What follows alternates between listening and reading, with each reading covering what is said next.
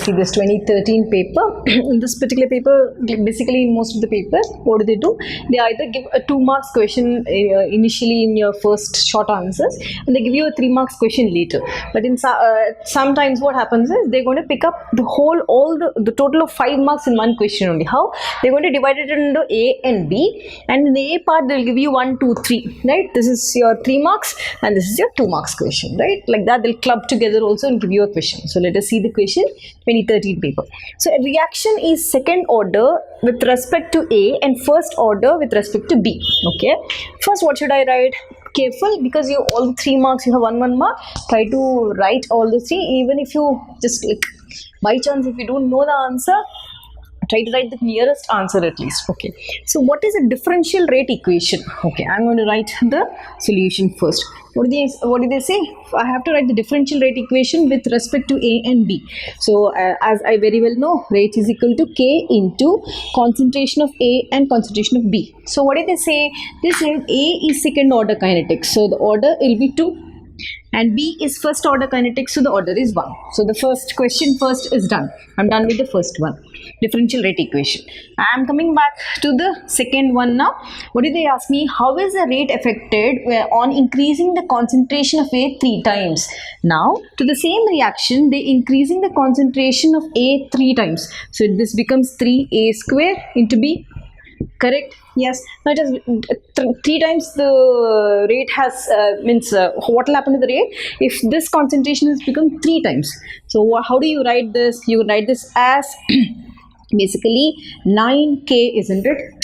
That's it. So this becomes A square and B. How many times did it increase now? Observe carefully. Rate has increased how many times? 9 times. So you will write rate has increased 9 times. Done. Let me come back. I'm also done with the second one. Let me come back and do the third one. How is the rate affected when the concentration of both A and B are doubled? So A and B has doubled.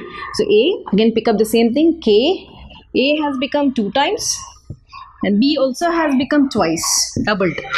So what do you get here? This rate becomes, now I can write, this is 4, isn't it? And this is 2. So you can write 4 into 2K and A square and B. Try to mention separately so that it's clear for the examiner to allot you marks.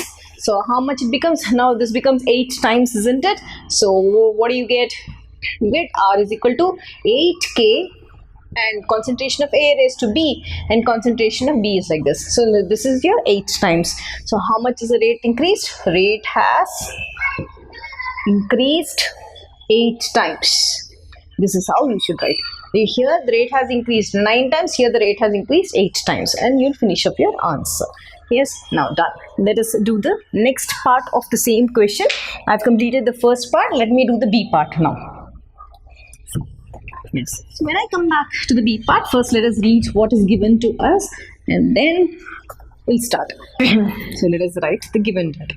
So what is given to us? They've given us a first order rate equation, correct? So first order rate equation, 40 minutes is given. T is 40 minutes. How much is decomposed? 30% is decomposed. I have to calculate T half for this. Done. Nothing is given to me, but I have to calculate the half-life period and I have to start with this formula. First, write first order rate equation. What is first order? K is equal to 2.303 by T log of A by A minus X. Yes. Now, I have this quantity 40 minutes. I have to find out the left out quantity. They have asked me first order rate reaction, calculate for this reaction, right? We are not bothered about this. I have to calculate how much is left out. This is what is the quantity left out, isn't it? So substitute K is equal to 2.303 by 40 minutes. Now, there's small logic here. A by, when they said in the reaction 30% is decomposed, they said at this particular time. How much is left out? 70% is left out, isn't it? So 70 by 100 to 8. That is the logic. Yes. So done. So what should I do now? When you solve this, 2.303 by 40. Now this is log 1 by. Yes. You almost get an answer of 1 point. Yeah. If you solve this, this becomes 0.7.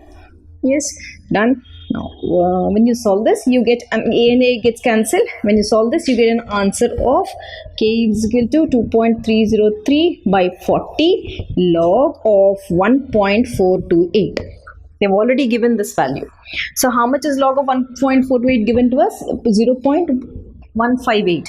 So substitute that value here and substitute this 1.428 value. This is here given. Once you substitute and solve the whole thing, yeah, you get an answer of 0.00891 minute inverse. Okay, this is what your answer. I've got rate constant. I've not got T half now. So I'm calculating. This is your A part of this question. Let us do the B part of this. Second part is, we very well know for T half is equal to, for first order reaction, 0.693 by K. Yes or no? Now I've already got K.